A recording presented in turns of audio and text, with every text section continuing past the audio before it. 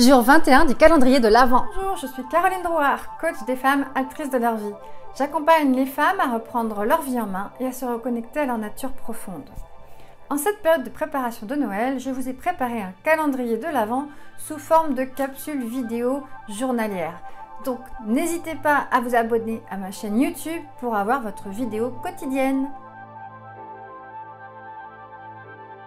Si vous croyez en vous quand personne d'autre ne le fait, vous avez déjà gagné. Venus Williams. Venus Williams, sacrée sportive, c'est l'aînée des sœurs Williams. À 17 ans, elle devient la première joueuse non tête de série à être qualifiée en finale de l'US Open. Je ne vais pas vous refaire tout son parcours, mais elle devient numéro 1 mondial en 2002 et c'est la première joueuse noire de l'histoire.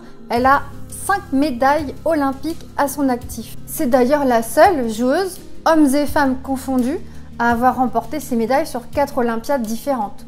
2000, 2008, 2012, 2016. 16 ans d'écart quand même.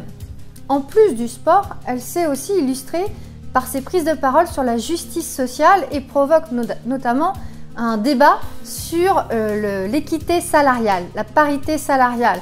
Et c'est grâce à elle que les organisateurs de Wimbledon décident de doter de la même façon financièrement les gagnants hommes et femmes du tournoi.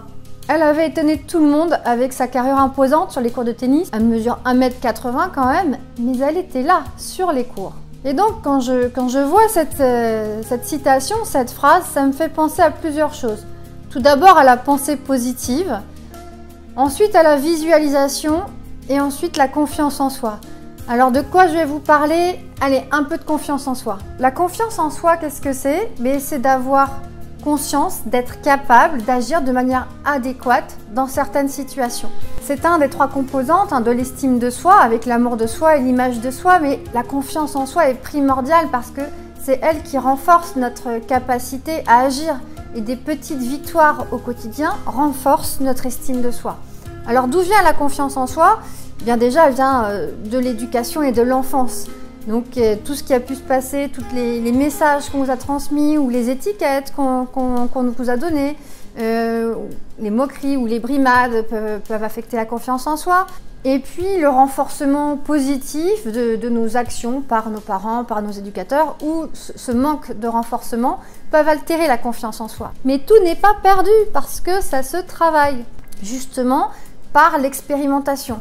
C'est pas parce que notre enfance ou notre éducation ne nous ont pas permis de développer ou de renforcer cette confiance en soi que c'est fichu. Et puis d'ailleurs, on est de nombreux adultes à avoir eu une enfance ou une éducation qui nous ont permis de développer une confiance.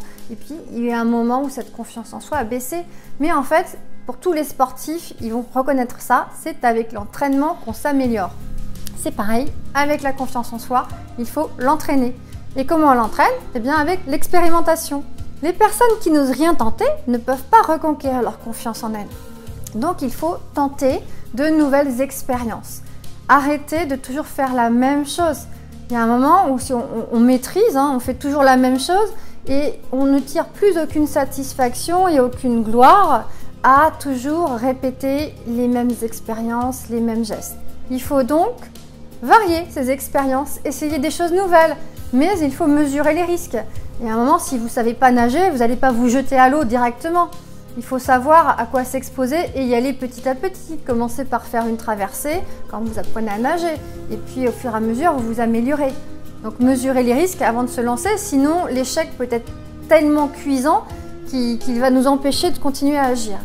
Ensuite, il faut tirer des leçons de ces expériences. Quand vous commencez à tenter une chose nouvelle, vous n'allez pas forcément réussir du premier coup. Donc, il faut y aller petit à petit. Et donc, un échec n'est pas un échec, c'est juste une tentative ratée. Et donc, on s'améliore au fur et à mesure. Vous n'avez pas réussi à traverser une première fois la piscine d'un seul coup, vous allez y aller en 2 fois. Et ensuite, faire le point sur des événements négatifs.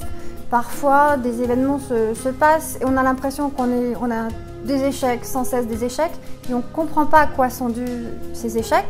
Donc, il est bien aussi d'avoir un regard extérieur pour nous aider à comprendre et ne pas croire qu'on a la poisse et qu'on n'y arrivera jamais. Bon, je vous ai fait une explication très rapide de la confiance en soi, mais j'aurai l'occasion d'y revenir dans une autre vidéo, une prochaine vidéo. Alors dites-moi, que pensez-vous de cette affirmation de Venus Williams? Donnez-moi vos commentaires. Et n'oubliez pas de partager, liker la vidéo et à demain!